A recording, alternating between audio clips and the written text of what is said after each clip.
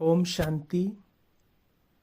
ड्रामानुसार 63 जन्मों में माया के वश होकर हमसे बहुत सारे पाप कर्म हुए हैं, हिसाब किताब बने हैं। इसलिए वो सारे हिसाब किताब बाबा कहते हैं आप बच्चों को मेजॉरिटी रूप में इसी जन्म में चुकतू करने हैं। इसलिए इस जन्म का एक महत्व और है कि हमें सारे हिसाब किताब को इस जन्म में बैलेंस करना है, जीरो करना है। जिस तरह से ड्रामा अंतिम समय की ओर बढ़ रहा है, सारे पाप कर्म हिसाब किताब हम सभी आत्माओं के आगे आ रहे हैं, क्योंकि ड्रामा अनुसार अब ये हिसाब किताब सबसे जल्दी जल्दी विदाई लेंगे और एक नए युग का आरंभ होगा। सुखद शांति और आनंद की दुनिया में इस संसार का परिवर्तन होगा। इसलिए जो सोचा भी नहीं होगा, जो हमारे कभी स्वप्न में भी नहीं होगा, वो भी हमारे सामने आएगा। ऐसे ऐसे पेपर आएंगे जो हमें हैरान परेशान कर देंगे, अचंभित कर देंगे। लेकिन एक शब्द हमें सदा याद रखना है, ड्रामा की हर एक सीन हमारे लिए कल्याणकारी है। तो ये ड्रामा के ऊपर हमें अटूट निश्चय हो, क्योंकि जो कुछ भी होगा वह हिसाब किताब है, चुकतू करने के लिए हमारे पास आएगा और हमें योग बल द्वारा सर्व शक्तियों को धारण करके उनका सामना करना है।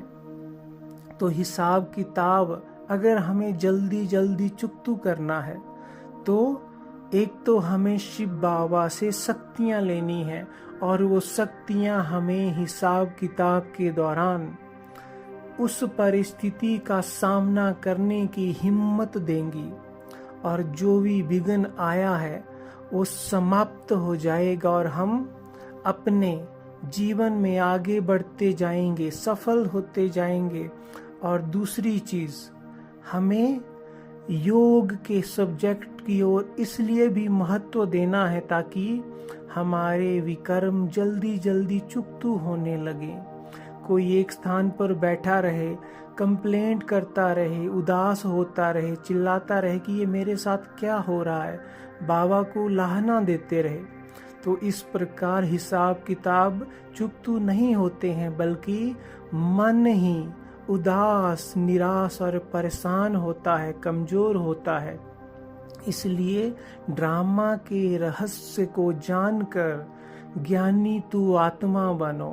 ये सब हिसाब किताब हमारे कर्मों के कारण है। जो ज्ञानी तू आत्मा बनकर बाबा की श्रीमत पर चलेगा, उसके ये हिसाब किताब पहाड़ से राई बन जाएंगे, छोटे हो जाएंगे। इसलिए अब हमें दो चीजें बहुत बहुत उनकी ओर ध्यान देना है कि एक तो ड्रामा में निश्चय, ड्रामा की हर सीन मेरे लिए कल्याणकारी है, वरदानी रूप है, क्योंकि ये सब कुछ ड्रामा में मेरे कल्याण के लिए हो रहा है, जिसे मैं अभी समझ नहीं पा रहा हूँ। लेकिन बहुत जल्दी ही समय बीतने के बाद मुझे इसके कल्याण का महत्व पता लग जाएगा। और दूसरी चीज, योग में एकाग्रता और स्थिरता हमें बढ़ानी है, क्योंकि योग ही हमें सब तरफ से मुक्त करेगा, सभी कष्टों से पार लगाएगा, हिसाब किताब चुकतू कराएगा, विघ्नों को समाप्त कर देगा। तो सभी को एक छोटा सा अभ्यास चलते फिरते करना है, क्योंकि हर आत्मा पर कोई ना कोई जिम्मेवारी है, कोई ना कोई हर रूप में बंधे हुए हैं। तो बैठकर सदा काल कोई भी योग नहीं कर सकता है, लेकिन बाबा कहते हैं कोई बात नहीं, चलते फिरते करो, बैठकर करो, जैसे भी सहज हो बाबा को याद करो।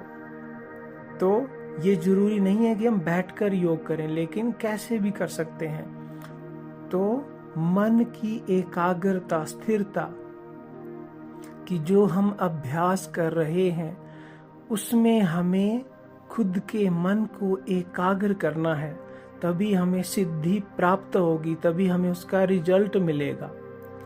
तो जैसे हमें एक अभ्यास इस समय अनुसार बहुत कर रहे हैं और जिसे बढ़ाने के लिए बाबा ने बार बार कहा है, वो है बाबा को अपने साथ कंबाइंड अनुभव करो, संकल्प करो। सर्वशक्तिवान शिव बाबा ब्रह्मा के संपूर्ण फरिश्ता तन में मेरे साथ कंबाइंड है, मेरे साथ सदा चल रहे हैं और मैं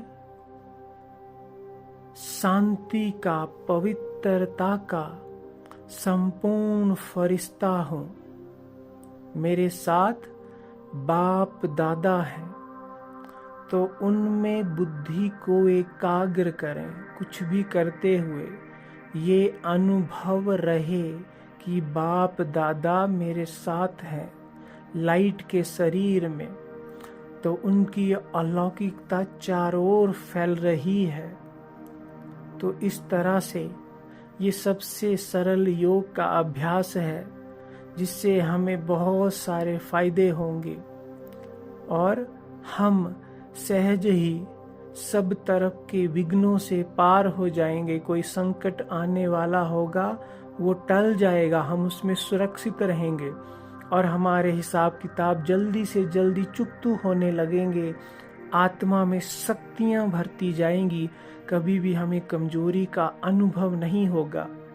तो ये अभ्यास करें बहुत प्यार से।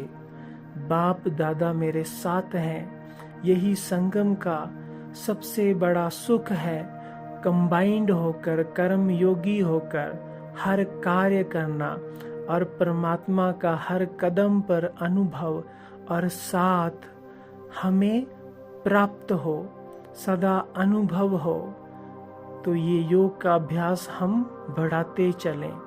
ओम शांति।